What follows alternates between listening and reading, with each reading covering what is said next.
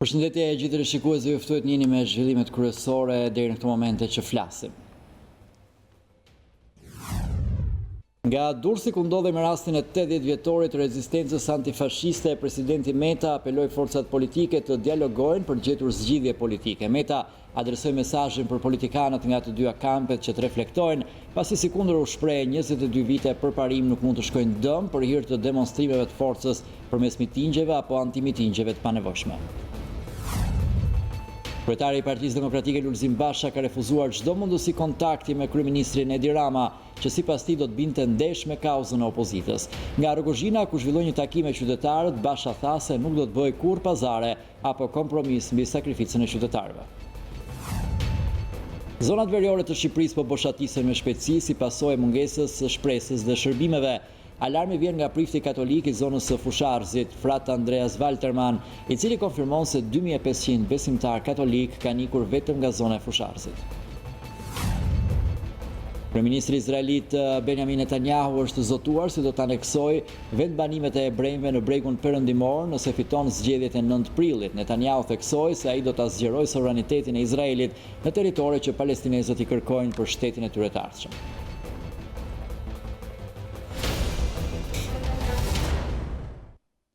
Këto ishin disa prej zhvillimeve kryesore, flasim tani gjerësisht nga Durrësi ku ndodhej me rastin e 80 vjetorit të rezistencës antifashiste.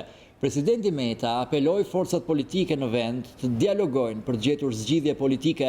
Meta adresoi mesazhin për politikanët nga të dyja kampet që të reflektojnë, pasi sikundër u shpreh 22 vite përparim nuk mund të shkojnë dëm për hir të demonstrimeve të forcës përmes mitingjeve apo antimitingjeve të panevojshme.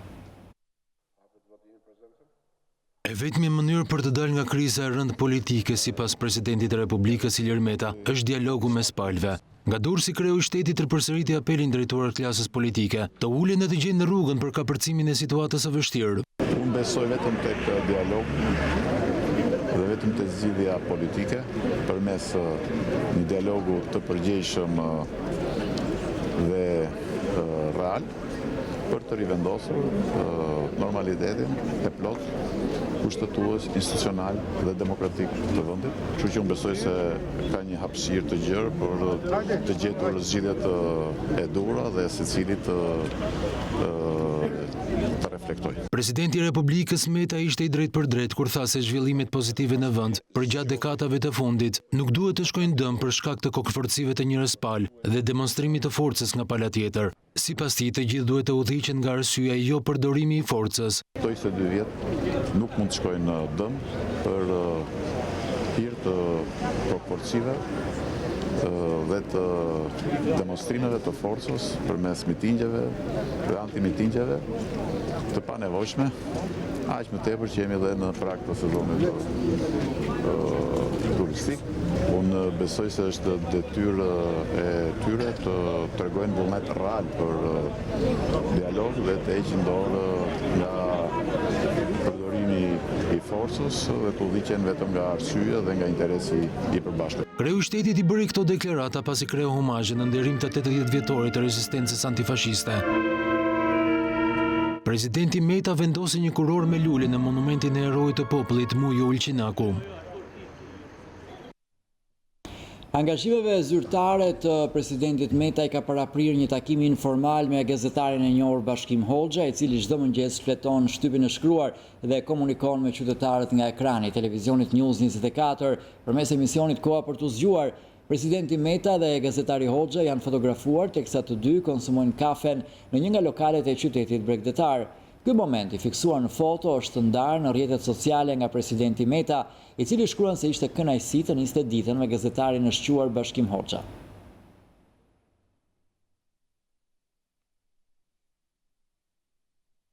Kryetari i Partisë Demokratike Lulzim Basha ka refuzuar çdo mundësi kontakti me kryeministrin Edi Rama, që sipas tij do të binte ndesh me kauzën e opozitës.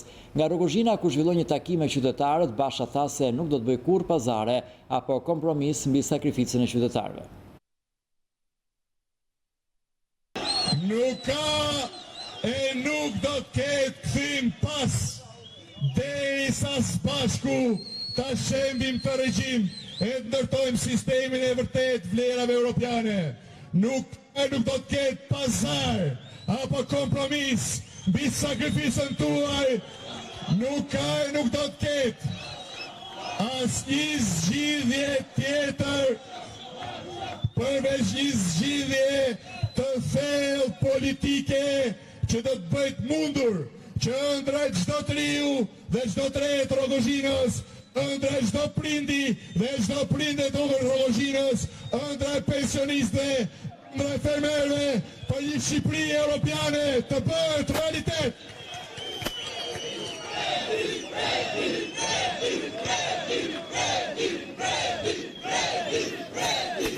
Mirënjohje për qëndresën tuaj, e cila jam i bindur do të vazhdoj, dhe një ftesë nga zemra të bëni pjesë e lumit qytetarëve që do të derdhen në Tiranë të shtunën, mbrëmjen e të shtunës.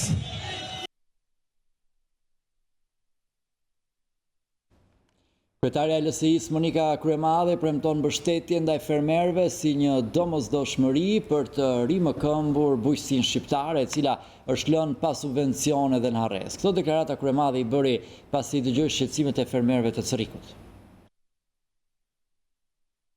Kryetaria e LSI-s vijon takimet me fermerët për të dëgjuar shqetësimet e tyre. Monika Kryemadhe u ndal në bashkinë e Cerrikut, ku ishte e pranishme në një ser. Ajo tha se fermerët nga zona të ndryshme përjetojnë të njëjtat shqetësime. Ata ndihen të papërkrahur dhe të pashpresë. Mos harrojmë që 20% të GDP-s vjen si rezultat i bujqësisë shqiptare dhe subvencioni që vjen nga shteti nuk është as 0.7 e buxhetit të shtetit në ndihmë të fermerëve dhe të blegtorëve. Problemet janë të njëjta, si për blegtorët, ashtu dhe për pemtarët, ashtu dhe për fermerët, ashtu dhe për ata që kanë investuar në serat e tyre, edhe pse subvencioni ka qenë zero, ku çmimet janë shumë të larta për plasmasin, për hekurin, ku ata paguajnë faturat të larta të energjisë elektrike për pompat e ujit apo dhe faturat të larta të ujit për vaditjet. Prandaj është e domosdoshme për të mos i harruar fermerët, për të mos i harruar bujqësinë shqiptare, sepse bujqësia shqiptare është ajo që mban një barën kryesore të ekonomisë shqiptare. Kryemadhi konfirmoi edhe një herë se është domosdoshmëri rimëkëmbja e bujqësisë shqiptare. Sekretari i përgjithshëm i Internacionale Socialiste Luisa Ayala kritikon opozitën shqiptare, teksa shprehet se në vend të dhënies së alternativës së saj në kuvend zgjodhi aktet vandale, protestat e dhunshme dhe djegjen e mandateve si një përpjekje për të penguar progresin e arritur nga Shqipëria. Deklaratat e Ayalas u bën gjatë takimit me sekretarin e përgjithshëm të Partisë Socialiste Taulant Balla. Sekretari i përgjithshëm i Internacionale Socialiste Luisa Ayala e lidh vendimin e opozitës për të djegur mandatet dhe aktet e dhunës ndaj kuvendit të Shqipërisë me interesat e ngushta të drejtuesve të saj. Qëndrimin e tij për situatën aktuale politike në vend, Ayala e ndau me sekretarin e përgjithshëm të Partisë Socialiste Taulant Balla në takimin në kuadër të Asamblesë së Unionit Ndërparlamentar që u mbajt në Doha. Opozita mund të kritikonte ashpër qeverinë në kuvend, madje mund të organizojë edhe protesta paqësore në rrugë, por ajo ka zgjedhur largimin e pakthyeshëm nga Asambleja e Popullit dhe sulmet e dhunshme ndaj këtij institucioni. Por siç jam informuar, kanë dhunuar edhe të zgjedhurit në Parlamentin shqiptar. Kjo është jo vetëm dëshmi e qartë e një sjellje anti-institucionale, por edhe një përpjekje për të penguar progresin e arritur nga Shqipëria, sidomos në rrugën e anëtarësimit në Bashkimin Evropian. Qoftë dorëheqjet nga mandatet e popullit, qoftë dhuna e opozitës janë të motivuara nga interesi i ngushtë i drejtuesve aktual të opozitës në Shqipëri, interesi i cili nuk ka asnjë lidhje të përbashkët me interesin e Shqipërisë dhe as atyre shqiptarëve që kanë votuar opozitën. Për Ballën, lëvizja e opozitës ishte e diktuar nga frika e rezultatit në zgjedhjet e qershorit, humbja e të cilave do të shkaktonte probleme serioze për bashkën në parti. Pas procedimit të 13 kuksianëve që i blokuan rrugën për në Kukës, kryeministrit vendit Edi Rama ka reaguar edhe kryetari i Bashkisë së Kukësit, Bashkim Shehu. Përmes ironisë në një status në Facebook, Shehu shprehet se Rama i quan njerëzit që protestojnë të verbër, pasi sipas tij syt duhet të shikojnë vetëm majtas. Më tej kryebashkiaku i Kukësit përmes retorikës shtron pyetjen pse të mos ja japin Bashkinë e Kukësit Edi Ramës, me që është mjeshtër për të futur në burg kuksianët, për t'i gënjur dhe për t'i ndëshkuar, por ja falim të gjitha se ai është burr i vërtet, të vret, pastaj kërkon falje, përfundon postimi i kreut të Bashkisë Kukës.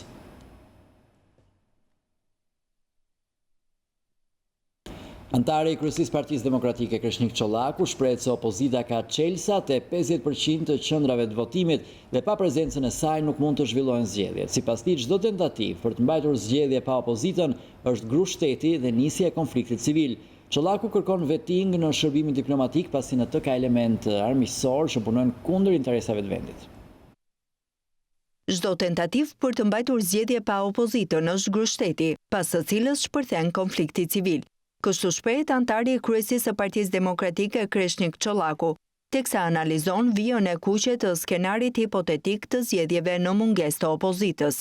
Kur Edi Rama thotë do mbaj zgjedhje pa opozitën, ju lutem shumë t'i thoni, kodi zgjedhor nuk lejon që në 50% të qendrave të votimit, pa vendimin e shumicës këtyre komisioneve, cilat janë të opozitës, nuk mund të hapet procesi i votimit. Si mund ta bëjë Edi Rama këtë gjë? Do tentoj të ndroj kodin zgjedhor, nuk e lejon kushtetuta. Duhet konsensusi i opozitës. Çdo përpjekje për të prodhuar opozit ose për ta lënë këtë si çështje numrash është grush shteti, është përpjekje për të anulluar zgjedhjet dhe grushti i shtetit dhe përpjekjet për të anulluar zgjedhjet dhe pluralizmin çon në konflikt civil. Është linja vija e kuqe përmes një situate paqësore në vend dhe një konflikti civil. Sipas Çollakut, shërbimi diplomatik shqiptar ka nevojë për vetting, sepse në të janë infiltruar element nga fuqi jo miqësore ndaj Shqipërisë. Ka fakte tronditëse që në ambasadat tona më nevralgjike dhe më strategjike në Ballkan ka njerëz të cilët kanë hije dyshimi në shërbimin e tyre dhe karshi fuqive të cilat nuk janë miqësore me Shqipërinë. Sot, në këtë moment që ndodhim, në këtë moment që flasim. Pra, të infiltruar të interesave dhe të fuqive të huaja, jo miqësore, jo aleate, jo partnerë me Shqipërinë, në përvojësitë tona diplomatike, është një fakt të cilin e kemi ngritur me kohë, është ende i pa zgjidhur dhe për këtë le të mos bëjmë replika teorike nes opozitë dhe qeveria, ka një rrugë për ta zgjidhur, vetting. Komentet ish ministri i punëve të jashtme i bëri në emisionin Politika Online në Gazeta Shqiptare dhe Balkan Web.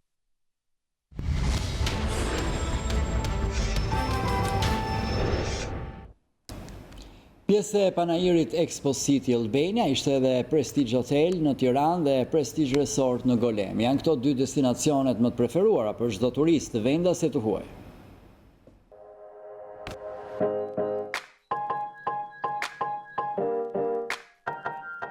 Expo City Albania sjell edicionin e tretë të panajirit të turizmit ndërkombëtar Tirana 2019, që do të organizohet në datat 5 dhe 6 prill 2019. Në ambientet e Expo City Albania. Këtë vit, ky organizim do të ketë edhe mbështetjen e Ministrisë së Turizmit dhe Mjedisit, si dhe Agjencisë Kombëtare të Turizmit. Në të dy edicionet e mëparshme, panajiri i turizmit vendosi themelet e organizimit më të rëndësishëm rajonal për sektorin, si dhe funksionoi si një ekosistem për bashkëpunim të aktorëve të kryesor të tregut, vendas dhe jo vetëm. Këtë vit panajiri do të shndrohet në një hapësirë ndërkombëtare. Ky panajir do të jetë një nga ngjarjet më të rëndësishme të turizmit rajonal, me qëllim nxitjen e bashkëpunimit dhe promovimit të destinacioneve turistike shqiptare dhe rajonale. Pjesëmarrësit nga vende të ndryshme do të shfaqin potencialin dhe resurset e tyre turistike në kategori të ndryshme të kësaj industrie, si destinacionet, akomodimi, hotele, vila apo resorte, agjencitë, turizmi detar, turizmi malor dhe gastronomin. Pjesë e këtij panajiri, Prestige Hotel dhe Prestige Resort, vjen për çdo turist interesuar me dy destinacionet e tij. Hotel Prestige në Tiranë me 30 dhoma moderne, dhoma standarde superiore, triple, junior, family dhe executive, me sallë moderne konferencash, bar dhe restorant me gatime tradicionale dhe kuzhinën italiane, me një staf të dedikuar dhe shumë të kujdesshëm për të ofruar cilësinë maksimale të shërbimit.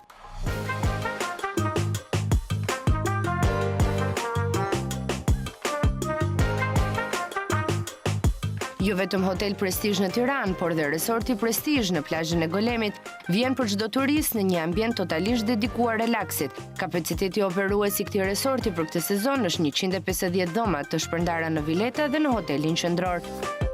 Resorti ofron shumë llojshmëri zgjedhjeje, duke filluar nga dhomat standarde deri tek suitat luksoze. Aktiviteti më i veçantë që do të ofrohet këtë sezon është Aquaparku, më i madh në Ballkan. Aktivitet që do të plotësojë çdo pritshmëri në argëtimin jo vetëm të fëmijëve, por edhe të rriturve.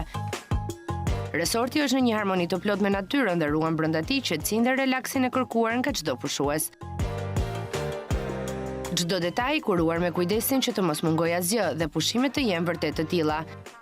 Në fund të këtij panajiri, kushdo mund të vendosë të kalojë pushimet e ëndërruara dhe nuk është e nevojshme të largohet nga vendi. Mjafton të zgjedhë Prestige Hotel apo Prestige Resort për të përjetuar një eksperiencë unike pushimesh në vend.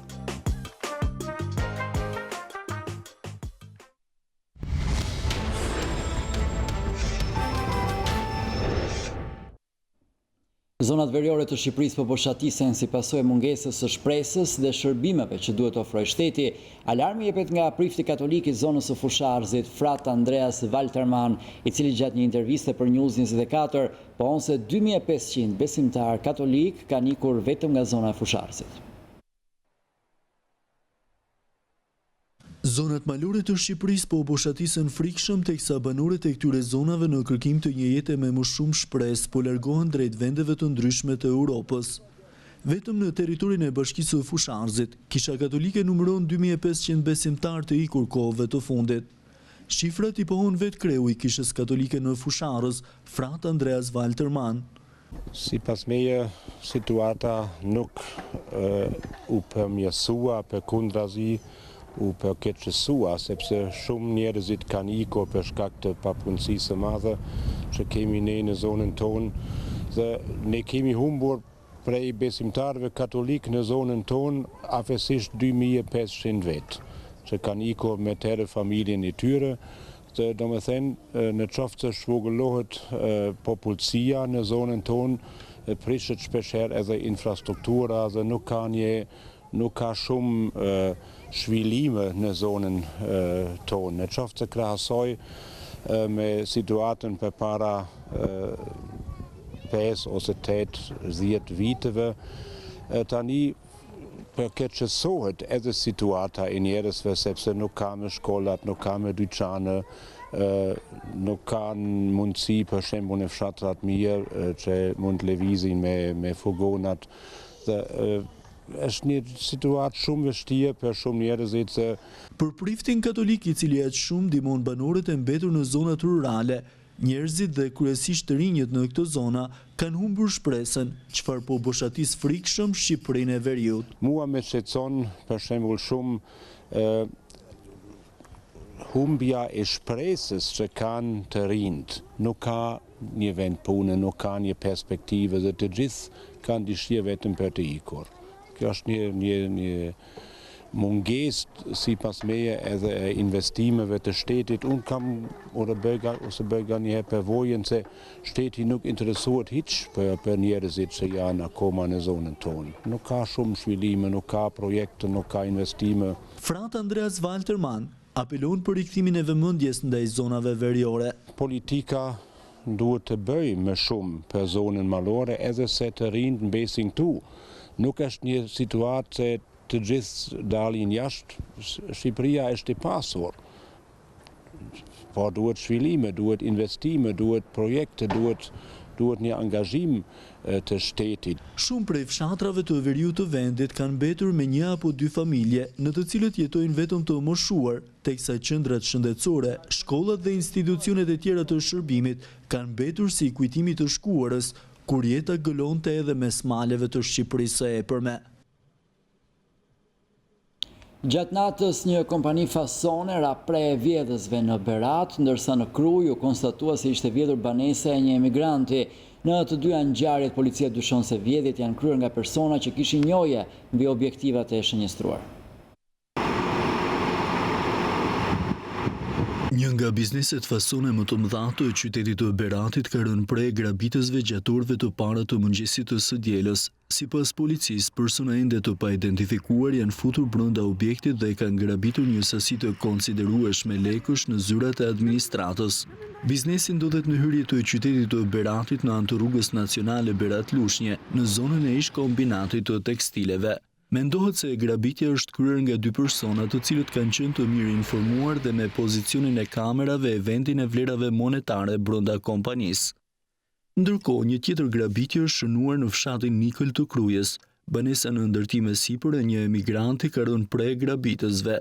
Besnik Elezi ka konstatuar teksa u kthye mbrëmjen e vonë të së shtunës nga Greqia se banesa e tij ishte vjedhur duke njoftuar menjëherë policinë.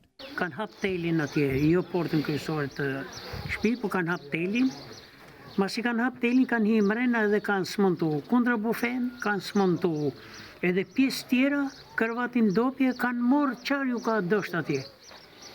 Sa që i kanë heqë edhe pajishet e kundra bufes, i kanë vunë në një tavullin atë vetëm për të punu mi heqër ato. Dishoj që këtu ka ndërhirje të afërt. Mund të ketë persona që e kanë njohtë shumë mirë gjenjen këtu edhe kanë punu me qetësimat më. Nga konstatimet e bëra rezulton se janë vjedhur vegla pune dhe materiale në vlerën e 5.000 eurove. Policia ka bërë këshyrje në vendit të ngjarjes ndërsa nisi kërkimet. Dyshimet e para janë për një vjedhje të kryer nga persona që kishin dieni mbi materialet brenda banesës.